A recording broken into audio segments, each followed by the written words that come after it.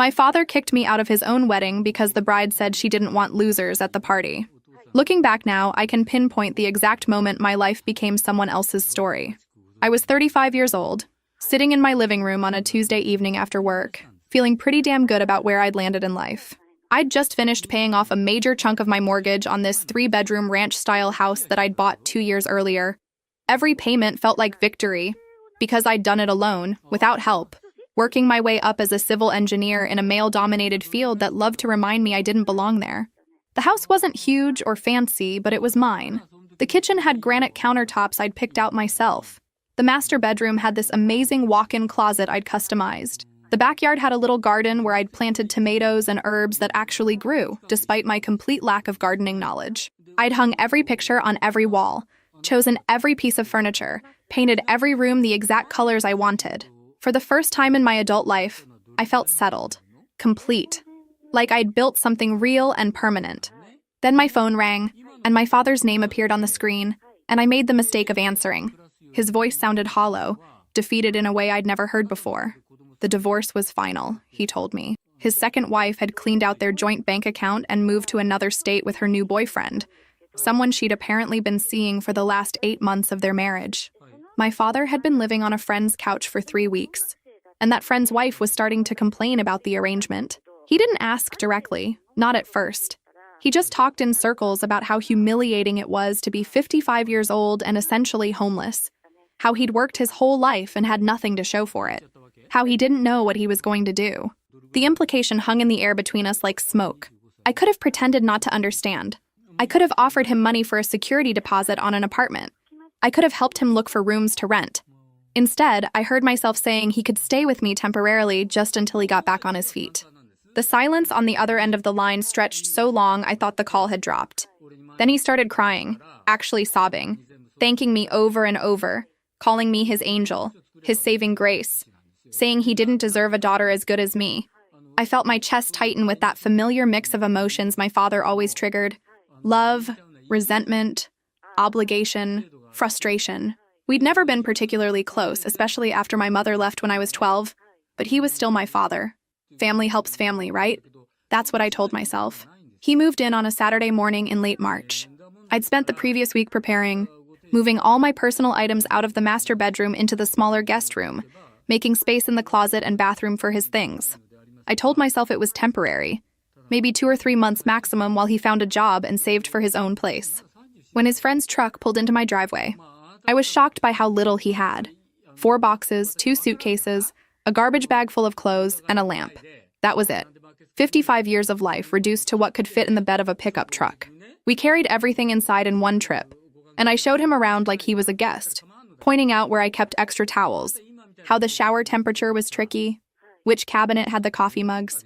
He kept saying thank you, kept touching things gently like he was afraid he'd break something, kept looking at me with this grateful expression that made me uncomfortable.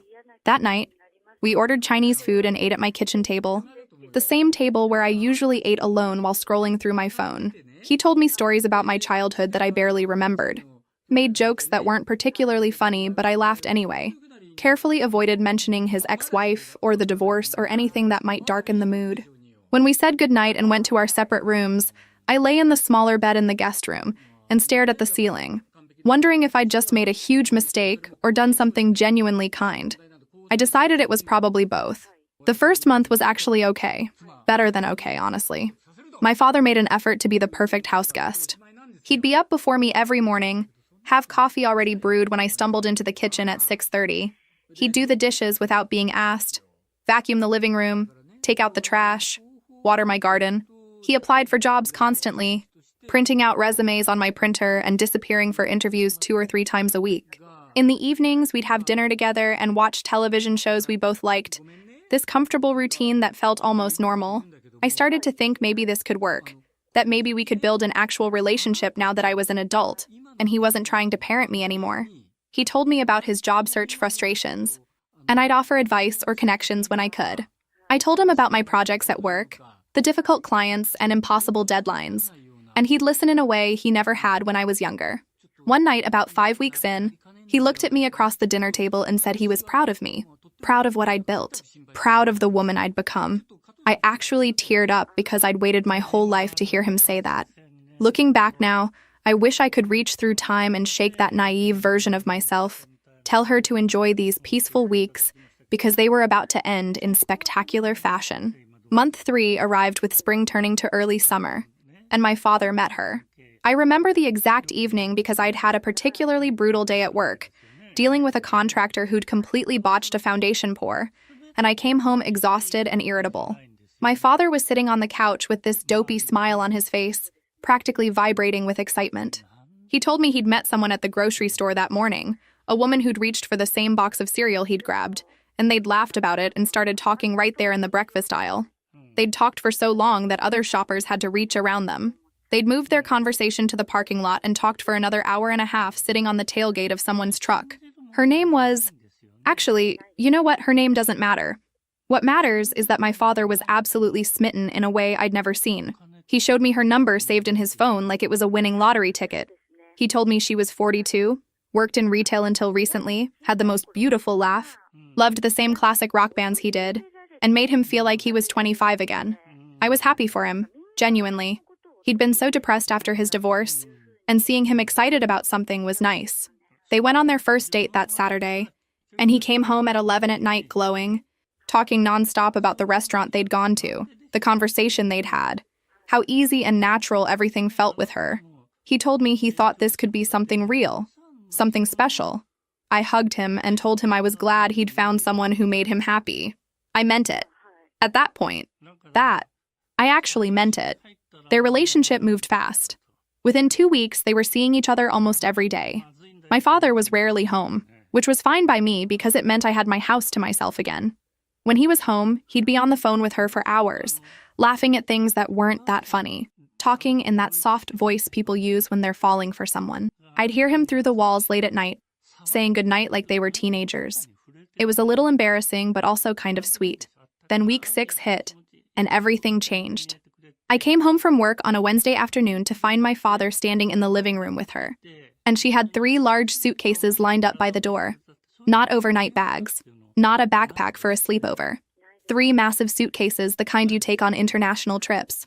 My father had this sheepish expression on his face, and she had this smile that didn't quite reach her eyes. Before I could even ask what was happening, he launched into this explanation about how she'd had a terrible fight with her roommate, how she'd been kicked out with nowhere to go, how she just needed a place to stay for a couple weeks until she found a new apartment. He asked if it would be okay if she crashed in his room temporarily. What was I supposed to say? No? In front of her? After she was standing right there looking at me like she was waiting for me to be the villain? I felt ambushed, trapped, but I said fine, a couple weeks, and watched relief flood my father's face. She thanked me in this overly sweet voice that immediately set my teeth on edge, calling me a lifesaver and saying she'd stay out of my way completely. That should have been my first warning sign. People who promise to stay out of your way never do. Within 48 hours, she'd completely taken over. Her clothes didn't just share the closet with my father's things. They'd consumed the entire space, pushing his stuff into one corner. Her shoes appeared in every room, heels by the front door, flip-flops in the bathroom, sneakers in the kitchen. Her toiletries spread across the bathroom counter like an invading army. 17 different bottles of hair products, 9 makeup palettes, 4 hair straighteners and curling irons, an entire collection of nail polish that took up the drawer I'd been using for first aid supplies. I found her shampoo in my shower, her toothbrush next to mine, her face masks in my medicine cabinet. She rearranged my living room furniture because the couch looked better facing the other direction. She reorganized my kitchen cabinets because I had things in illogical places. She changed the channel whenever she walked into a room, even if I was already watching something. She took my favorite coffee mug and claimed it as her own, getting annoyed when I tried to use it. And through all of this, my father just smiled and acted like everything was normal and wonderful. When I tried to talk to him alone one evening, asking quietly when exactly she was planning to start apartment hunting, he got defensive immediately. He said she was going through a hard time, that she'd had a difficult life, that I should be more compassionate. He said she made him happier than he'd been in years, and couldn't I just be supportive for once in my life? That last part hit me like a slap. For once? I'd literally given him my house, my bedroom, my peace of mind. But apparently that wasn't enough. I was supposed to sacrifice even more, endlessly without complaint. I felt something harden inside my chest that night. but I pushed it down. I told myself it was still just temporary, that she'd be gone soon, that I could tolerate anything for a few more weeks. Spoiler alert, she didn't work. I realized this slowly, like watching a photograph develop in a dark room. The first morning after she moved in, I left for work at 7, assuming she'd have somewhere to be to. When I came home at 6 that evening, she was on my couch in the exact same position, wearing the same pajamas, watching the same type of reality show. I figured she'd had the day off, but then it happened the next day, and the day after that. By day 5, I straight up asked her what her work schedule was like. She gave this vague answer about how she was between opportunities right now and taking some time to focus on herself and her relationship with my father. Translation: she had no job, no prospects, and no intention of getting either while she had free room and board. Every single day I'd leave for work and she'd be sprawled on my couch. Every single evening I'd come home and she'd still be there, surrounded by snack wrappers and dirty dishes and soda cans. The television would be blaring something mindless. She'd barely acknowledge my presence, maybe a half-hearted wave without taking her eyes off the screen. My father would get home from whatever job search activities he was doing, and immediately it was like she transformed. Suddenly, she was energetic and affectionate, greeting him at the door, asking about his day, being the perfect girlfriend. He'd dote on her constantly, asking if she needed anything, if she was comfortable, if he could get her some water or a snack. She'd stretch out on the couch like a cat and make these little requests, and he'd jump to fulfill them like he was her personal servant. It made me want to scream. The disrespect started small, then grew like mold creeping up a wall. First, it was little comments. She'd look at my outfits for work and say things like, "That's an interesting choice," with this tone that made it clear she thought I looked terrible. She'd ask if I'd considered updating my wardrobe because my style seemed very dated and conservative. She'd comment on what I ate, suggesting I should watch my portions if I wanted to stay healthy. She'd observe that I seemed to work a lot. Wasn't it sad that I didn't have anyone to come home to? Didn't I want a family someday before it was too late? Every comment felt like a small cut, designed to make me feel inadequate in my own home. I tried to ignore her, told myself she was insecure and taking it out on me. Then she escalated to using my things. I started noticing my expensive skincare products were being used, the bottles getting emptier faster than they should. My nice perfume that I saved for special occasions was definitely at a different level than I'd left it. One day, I found her wearing my cashmere sweater, the really nice one I'd bought myself as a birthday present. And when I pointed out that it was mine, she laughed and said borrowing clothes was just what women did, that I should stop being so possessive. The sweater came back stretched out and reeking of her perfume, basically unwearable. When I complained to my father, he told me I was making a big deal out of nothing, that it was just a sweater, that I could afford to replace it if I was that upset. Not she should replace it. Not she shouldn't have taken it. I could afford to replace it. Like my financial situation gave everyone permission to use and abuse my belongings. Then came the wine. I'd been building a modest wine collection. Nothing crazy expensive, but nice bottles I'd picked up from local vineyards on weekend trips. I was saving them for special occasions, or at least planning to savor them properly. I came home one Thursday evening to find one of my favorite bottles empty on the counter, and her sprawled on the couch drunk at 5 in the afternoon, giggling at a reality show about housewives. I stood there holding the empty bottle, and she looked at me and said, "Oh yeah, I found that in your cabinet. Hope you don't mind. It was pretty good." Hope you don't mind. Like it was an afterthought. A casual courtesy instead of asking before taking something that wasn't hers. I minded very much. I said as much, trying to keep my voice calm but firm, and she rolled her eyes at me. Actually rolled her eyes like I was the one being unreasonable.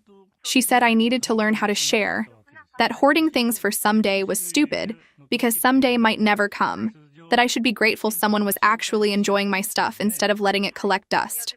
My father walked in during this exchange and immediately took her side. He said I was being uptight and possessive, exactly like I'd been as a child with my toys, never wanting to share with other kids. He said he'd raised me better than this. I walked away before I said something I couldn't take back, went to my small bedroom, and cried angry tears of frustration. This was my house, my things, my space, and somehow, I was being made to feel like the villain for wanting to maintain basic boundaries. The car incident happened on a Saturday morning in late June, and it was the moment I realized this situation was completely out of control. I woke up around 9, planning to run some errands and maybe hit the farmer's market. I pulled on jeans and a t-shirt, grabbed my keys from the hook by the front door, and walked outside to find my driveway empty. Just bare concrete where my car should have been. My first thought was that it had been stolen, and I felt panic rise in my throat as I pulled out my phone to call the police.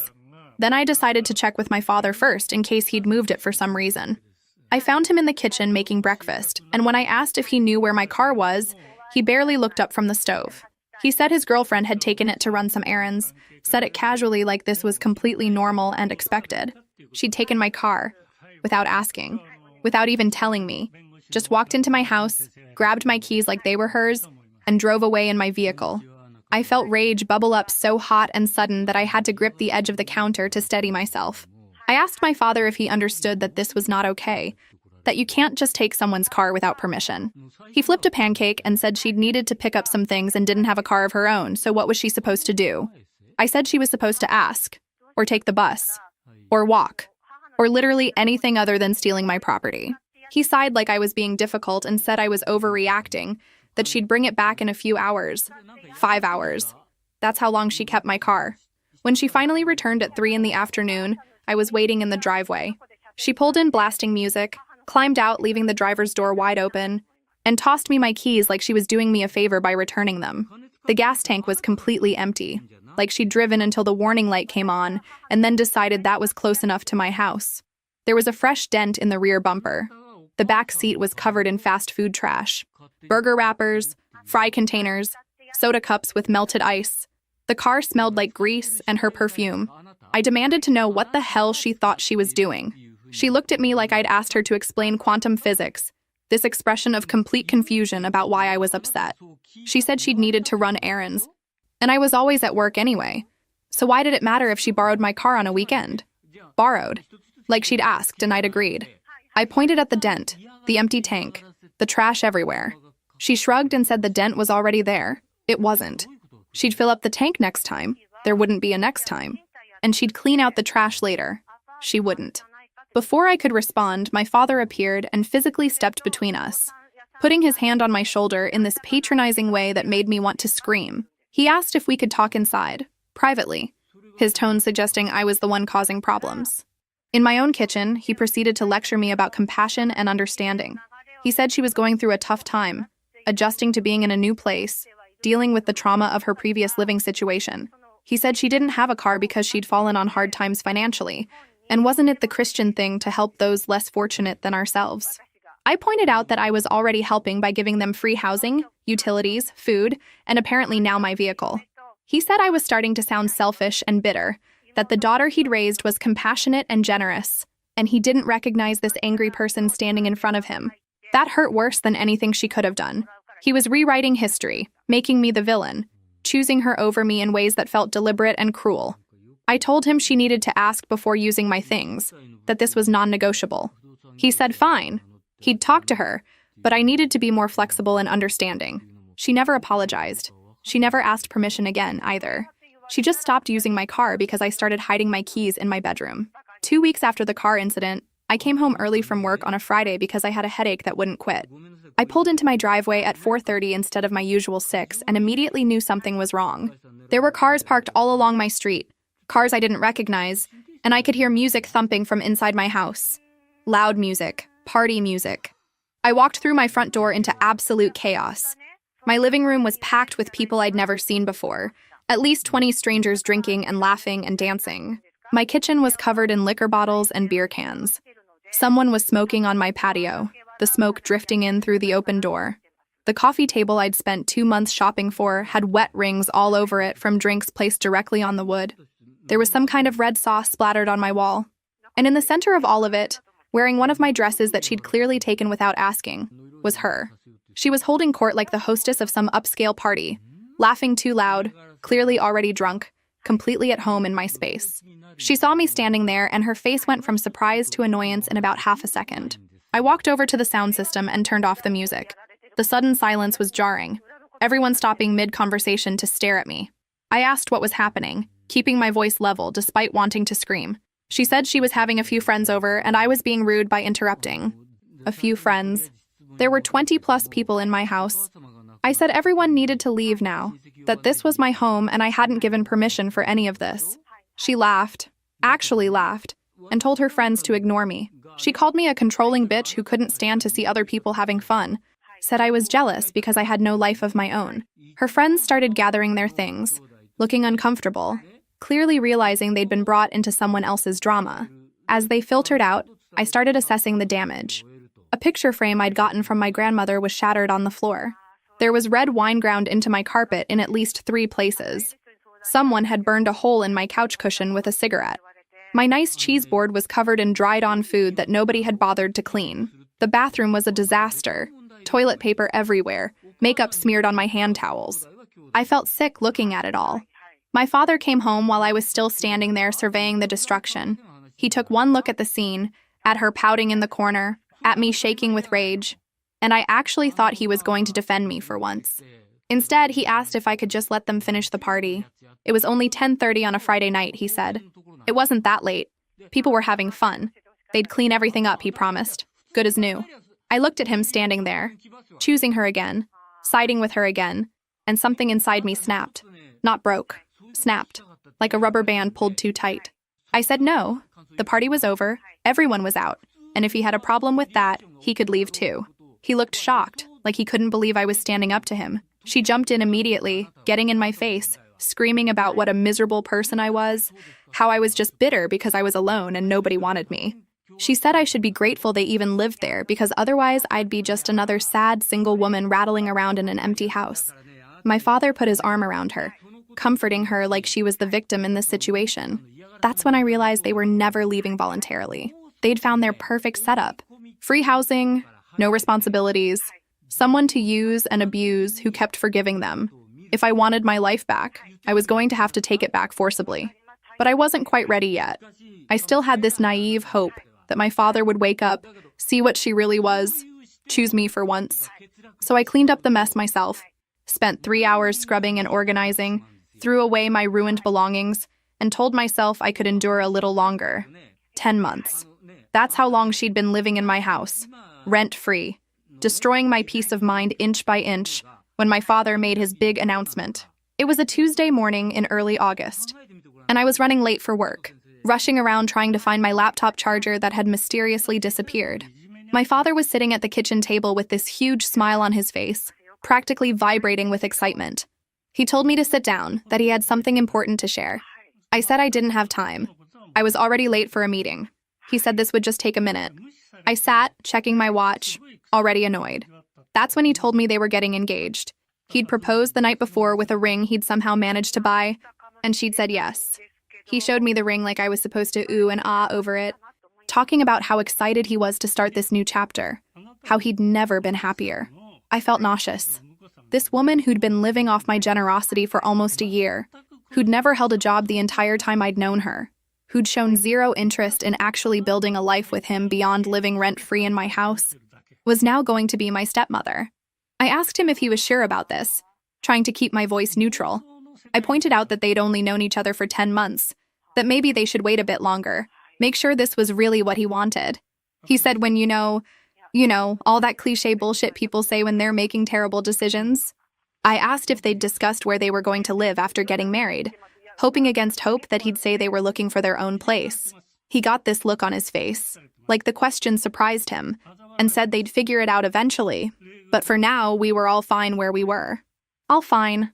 Watching my father light up over this nightmare of an engagement, I felt something die inside me, the last little bit of hope that he'd wake up, that he'd choose me, that he'd recognize what she was doing. It was over. I was on my own. Before I could respond to any of this, she walked into the kitchen wearing one of my robes, her hair wrapped in one of my good towels, and announced that they'd need $5,000 for the wedding. Not asked. Announced. Like I was an ATM machine that existed solely to fund their bad decisions. I actually laughed. I couldn't help it. The audacity was almost impressive in its shamelessness. I said there was no way I was paying for their wedding. She got this look on her face, lips pursed like she'd tasted something sour, and said that $5,000 was nothing to someone like me. Someone like me. Single, no kids, good job, no one to spend money on. She said the least I could do was help my father have one happy day after everything he'd been through with his divorce and his struggles. She said I was selfish and bitter, that I couldn't stand to see them happy because I was so miserable in my own life. My father didn't defend me, didn't tell her to stop, didn't say a single word in my defense.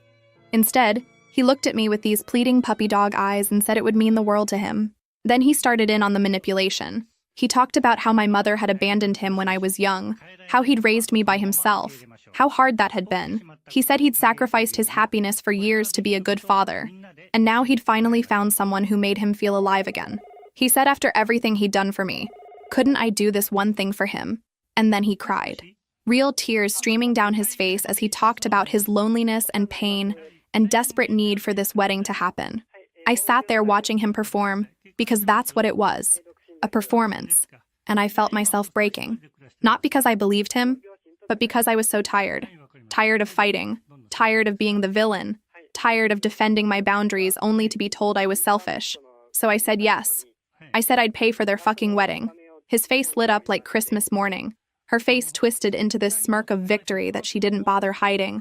I transferred $5,000 that afternoon and immediately wanted to take it back, but I couldn't without proving every terrible thing she'd said about me. The next month was psychological torture. They planned their wedding with my money like they were spending someone else's Monopoly cash, choosing the most expensive options for everything without any consideration for budget or practicality. The venue they picked was some restored barn that charged premium prices for rustic charm. The catering was upscale farm-to-table stuff that cost twice what a normal buffet would. The flowers were imported. The photographer was award-winning. The cake was from some fancy bakery downtown. And then came the additional requests. My father would approach me every few days with a new financial need. The florist needed a deposit of $300 more than expected. Could I help? The photographer required an additional $200 for travel costs. Could I cover it? She wanted a specific champagne that wasn't included in the bar package, another $150. The invitations were more expensive than they'd budgeted. Could I chip in another $200? Every single time I said no, that I'd given them $5,000 and that's all they were getting. My father would get this wounded look. He'd talk about how this was his special day, how it only happens once. How could I be so stingy when I had plenty of money? She'd make snide comments about how some people were too selfish to help family celebrate, how she'd give her last dollar to help someone she loved, how lucky her friends were that they had generous people in their lives unlike me. The guilt trips were constant and exhausting. I started avoiding my own home entirely. I'd stay late at the office even when I'd finished all my work, just sitting at my desk reading articles or organizing files. I'd go to the gym after work and spend 2 hours there, taking extra long showers in the locker room. I'd drive around aimlessly, listening to podcasts, doing anything to delay going home. When I did have to be there, I'd hide in my small bedroom, the room that used to be for guests, but was now my prison. I could hear them through the walls, laughing and planning their perfect day, paid for by the daughter they both treated like a walking wallet. About 2 weeks before the wedding, I came home early one evening because I'd forgotten an important file. I walked in quietly, not announcing myself, and I heard her on the phone in the living room. She was talking to one of her friends, her voice loud and careless, clearly not realizing I was there. She was laughing about how she'd finally found her meal ticket, how my father was stupid enough to actually believe she loved him, how the sex was boring but worth it for the free rent and spending money. She said once they were married, she'd convince him to kick me out so they could have the whole house to themselves. Her friend must have asked about the wedding because she started talking about that too. She said she'd specifically told my father she didn't want me there. She said I was a pathetic loser who'd probably show up in some tragic dress and ruin all her photos with my bitter face. She said the only good thing about me was my bank account, and once that was drained, she'd make sure I was gone for good. I stood frozen in the hallway, listening to her tear apart my life while sitting on my couch in my home that I paid for. My father was in the next room, supposedly reading but definitely within earshot. He had to have heard at least some of this. When I walked into the living room, she barely reacted. Just gave me this look like I was interrupting her important phone call. I asked my father if he'd heard what she was saying. He claimed he had his headphones in, hadn't heard a thing.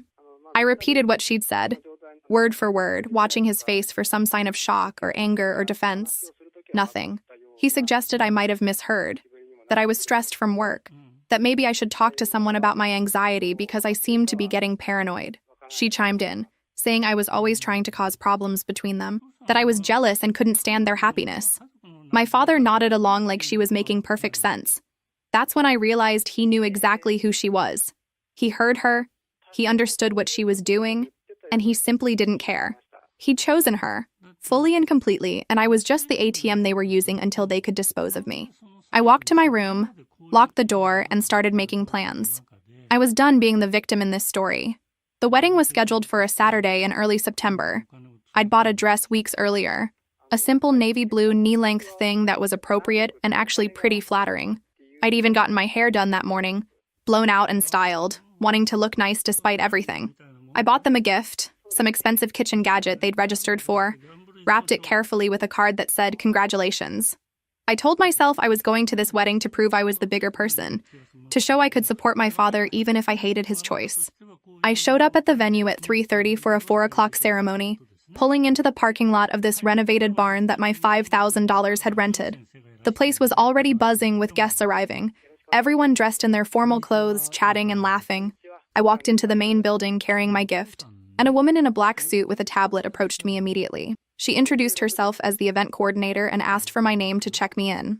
I gave it, spelling it carefully, and watched her scroll through whatever list she had on her screen. Her expression changed from professional pleasantness to confusion to something like embarrassment. She asked me to wait just one moment and disappeared through a side door, leaving me standing in the entryway while other guests streamed past. I stood there for 5 minutes, then 10, feeling more awkward by the second. People were starting to look at me curiously, probably wondering why I was just standing there alone. Finally, the coordinator came back, and I could tell from her face that something was wrong. She asked if we could step outside for a moment, more privacy. We went out to a small patio area, and she told me, very quietly and apologetically, that my name wasn't on the guest list. I said that was impossible, that I was the father of the bride, no wait, the daughter of the groom, that there must be some mistake. She checked her tablet again, then turned it to show me. My name had been on the original list that was sent to her a month ago. But this morning, she'd received an updated list via email, and my name had been crossed out with a note in all caps. "Do not admit, per bride's explicit request." I felt my face burn with humiliation, standing there in my nice dress and styled hair, holding a gift for people who didn't want me at their wedding, the wedding I'd paid for. The coordinator looked genuinely sympathetic and said she'd go find the groom, that maybe there'd been some misunderstanding. She disappeared again, leaving me alone on this patio, and I seriously considered just leaving, driving away and never speaking to any of them again. But I needed to hear my father say it. I needed to look him in the eye and have him confirm this. 10 minutes later, the coordinator returned with my father following behind her, looking uncomfortable in his tuxedo. The tuxedo I'd probably paid for since I'd paid for everything else. We stood there on this patio with the ceremony about to start, and I asked him directly what was going on. He couldn't look at me, just stared at his fancy shoes and mumbled something about how his fiancée wanted the day to be positive energy only. I said I didn't understand, and he finally met my eyes. He said I'd been very negative about their relationship from the beginning. He said I'd never been happy for him, never supportive, always critical and judgmental. He said his bride felt strongly that she didn't want anyone present who couldn't celebrate their love wholeheartedly, and they'd decided together that it was better if I didn't attend. I asked him if he understood that I'd paid for this entire wedding. He said that was my choice, that nobody forced me, that I'd offered the money freely. I asked him if he realized how humiliating this was, being turned away from an event I'd funded. He said I was making it about me again when this was supposed to be their special day. Other guests had noticed us now, were definitely staring, recognizing family drama when they saw it. Before I could respond, she appeared. She walked over in her white dress that probably cost half my contribution, train dragging behind her, makeup perfect, looking like some fairy tale bride. She placed her hand on my father's arm possessively and looked at me with pure contempt. She said if I didn't leave voluntarily, she'd have security escort me out. She suggested I get some therapy for my issues with jealousy and bitterness before trying to contact them again. My father stood there and said nothing, didn't defend me, didn't tell her to stop, just nodded slightly like he agreed with her assessment. 2 security guards appeared, young guys who looked super uncomfortable with this situation, and they politely but firmly walked me back to my car. I passed several of my father's friends and relatives on the way, people I'd known my whole life, and they all looked away. Nobody said anything. Nobody intervened. I got in my car, carefully placed the gift I'd bought on the passenger seat, and opened my phone. There was a text message from her, sent about 10 minutes before I'd arrived. "Thanks for the 5K, you stupid bitch. Enjoy your empty house and empty life." I sat there reading it over and over, and something interesting happened. The humiliation and hurt transformed into something cold and crystalline and perfectly clear. I was done being their victim. I was done being generous and understanding and forgiving. They wanted me out of their lives? Fine. I'd make it permanent. I drove home with my hands steady on the wheel, my mind working through logistics and timing. The ceremony would last about 30 minutes, then cocktail hour, then dinner and dancing. They wouldn't be home until at least midnight, probably closer to 1 or 2 in the morning, given how much drinking would happen at their reception. I had time, plenty of time. I pulled into my driveway at 4:45, walked into my house, and immediately started packing. Every single item that belonged to either of them went into boxes. I was systematic about it, methodical, working through the house room by room like I was conducting a professional inventory. Master bedroom first. All his clothes, all her clothes.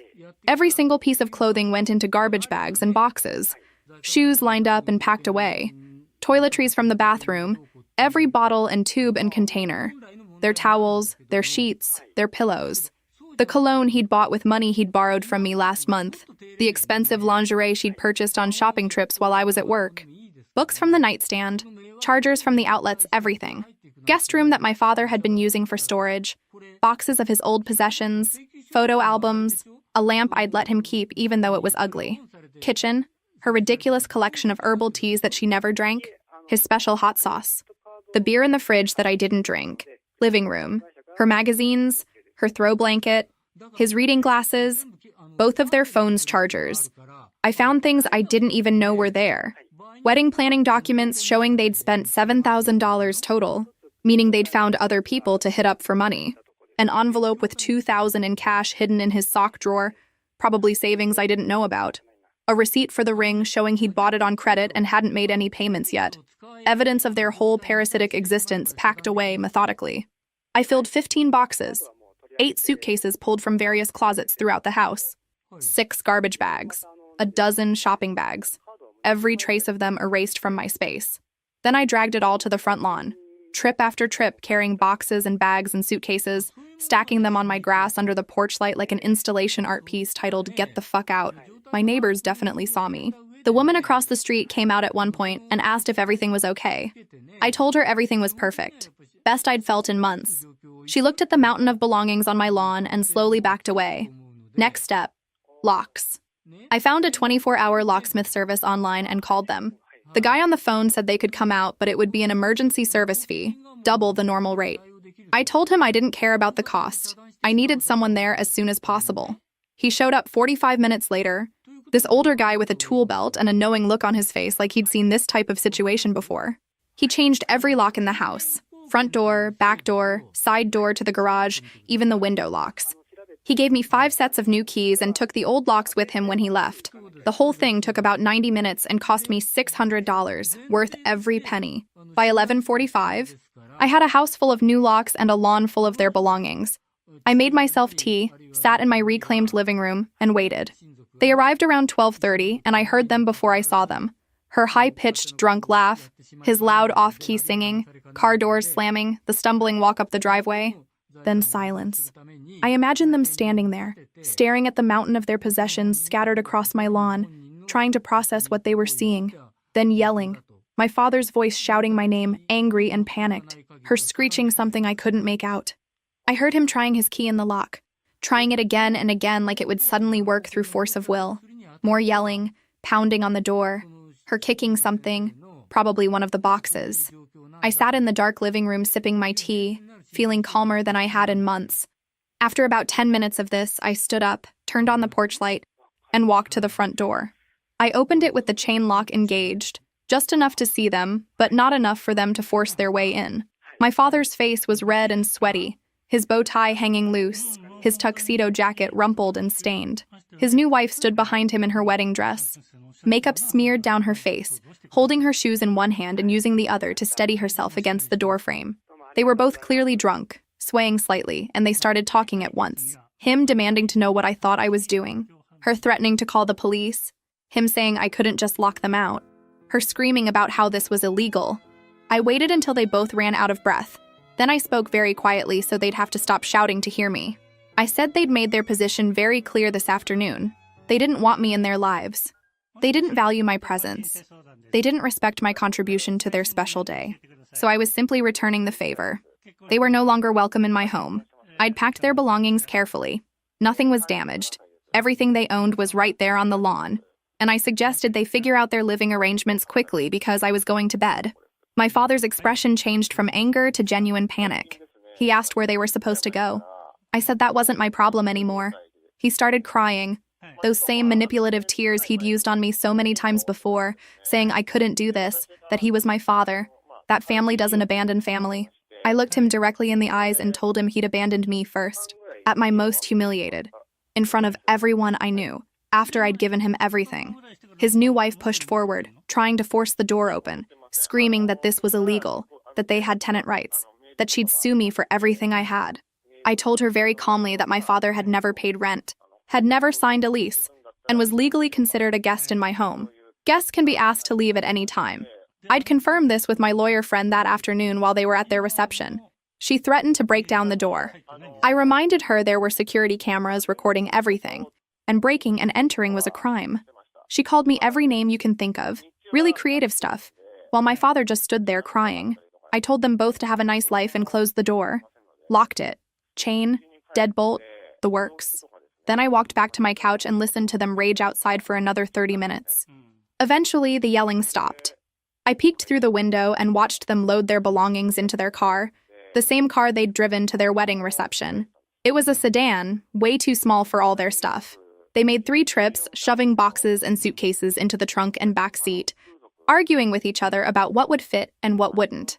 A lot of it ended up staying on the curb because there simply wasn't room. Her wedding dress was getting dirty, dragging through my grass and catching on boxes. His tuxedo was a wrinkled mess. They looked absolutely miserable, and I felt nothing but satisfaction. Around 1:30 in the morning, they drove away, car packed to bursting, leaving some of their belongings scattered on my lawn. I waited until I couldn't hear their car anymore, then went outside and dragged the remaining items to the curb for trash pickup. Then I went to bed in my master bedroom, the bedroom I should have been sleeping in all along, and I slept better than I had in a year. The next few days were chaos, but manageable chaos that I controlled. My phone exploded with messages and calls. My father tried every number he had for me, left voicemails that ranged from apologetic to rageful to manipulative, saying he was sorry, saying I was heartless, saying we could work this out if I just answered the phone, saying I'd regret this. His new wife sent text after text, first begging me to let them back in, then threatening legal action, then insulting me, then begging again. I blocked both of their numbers after reading the first few. Delete, block, done. Then the extended family started calling. My uncle, my father's older brother, called me on Monday morning absolutely furious. He demanded to know what I'd done, how I could treat my father this way, throwing him out in the street after his wedding.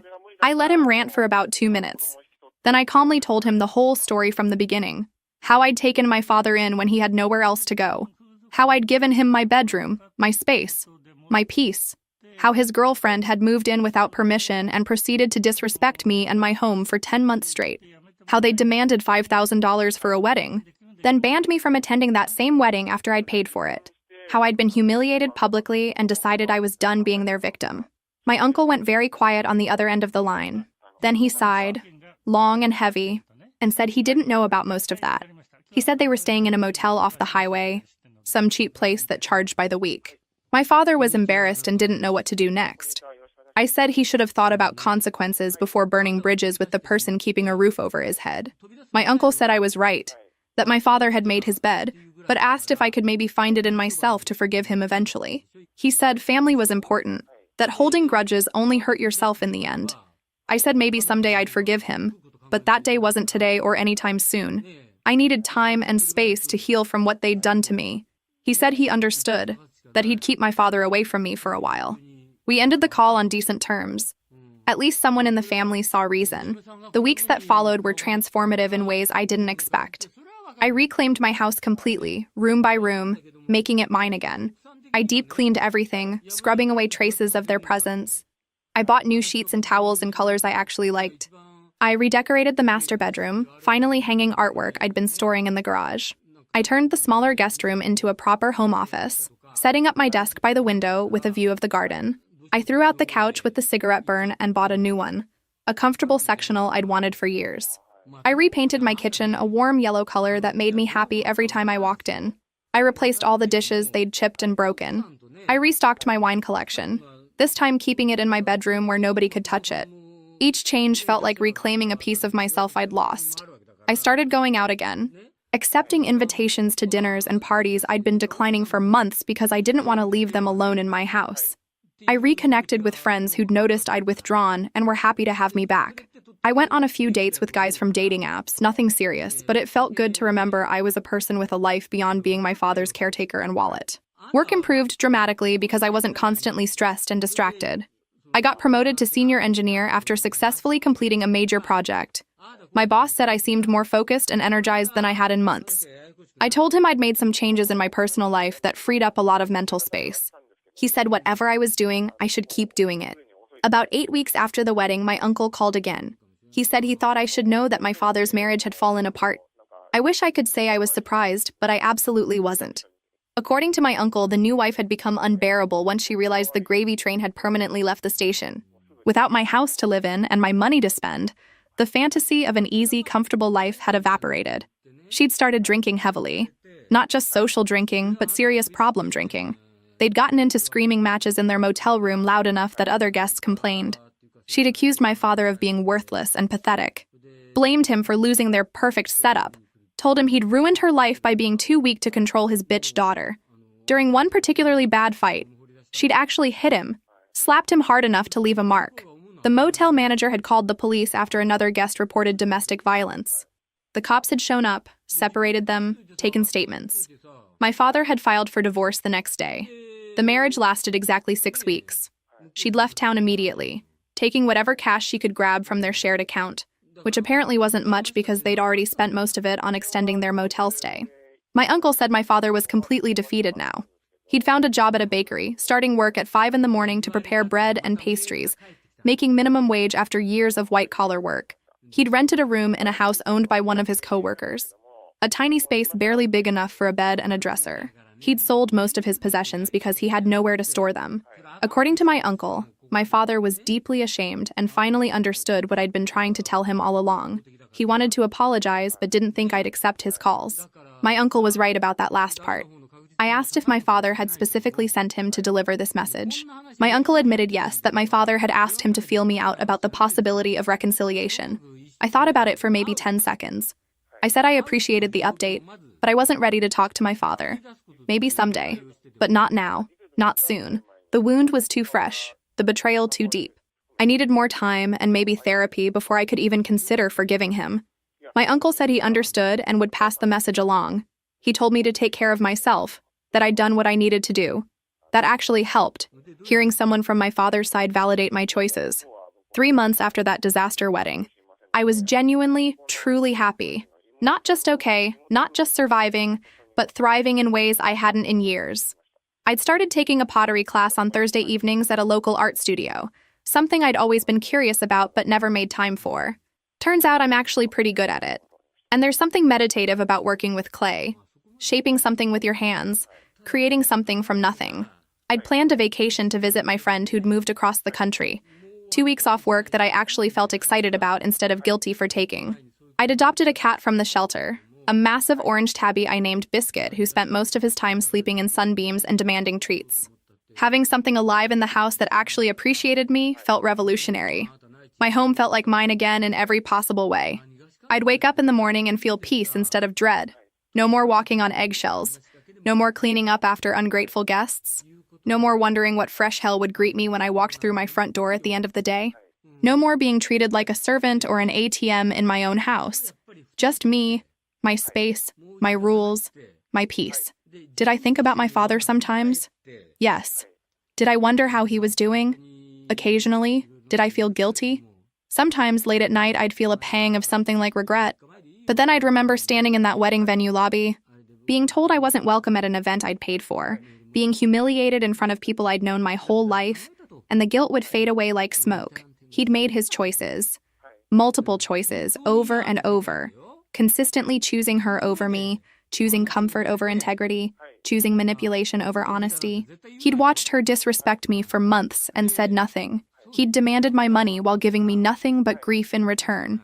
He'd allowed me to be publicly humiliated and stood by silently while it happened. Those were his decisions, his choices, his actions. and he was living with the consequences just like I was living with mine. The difference was, my consequences had led to freedom, self-discovery, and genuine happiness. His had led to a failed marriage, a minimum wage job, and a rented room. I didn't take pleasure in his suffering. I'm not that petty. But I also didn't regret my actions. I'd protected myself finally, after months of being too generous, too forgiving, too understanding for my own good. And that felt like exactly the right thing to have done. Some people might think I was too harsh. That family deserves second chances. That I should have been more patient, more forgiving, more accommodating. Maybe they're right. Maybe in some alternate universe there was a better way to handle all of this. But those people didn't live through what I lived through. They didn't spend 10 months watching their home get invaded, their belongings stolen, their boundaries trampled. They didn't hear the woman their father planned to marry call them a pathetic loser behind their back. They didn't stand in that lobby wearing a dress they'd carefully chosen, holding a gift they'd thoughtfully selected, only to be told they weren't welcome at a wedding they'd funded. They didn't experience the specific humiliation of being escorted out by security while relatives watched in silence. So those people can have their opinions, and I can have mine. I've made my peace with what happened. My father knows where I am if he ever becomes someone worth reconciling with. Someone who's done actual work on himself. Someone who understands what he did wrong and takes real responsibility for it. Until that happens, if it ever happens, I'm living my life on my own terms. I'm enjoying my space. I'm building friendships and pursuing hobbies and focusing on career goals. I'm learning that sometimes the most generous thing you can do for yourself is set boundaries and stick to them, even when it hurts. Even when people call you selfish. Even when it means severing relationships you thought were permanent. I'm learning that protecting your peace isn't cruel, it's necessary. And I'm learning that sometimes family doesn't mean unconditional forgiveness for unforgivable behavior. Sometimes it just means knowing when to walk away.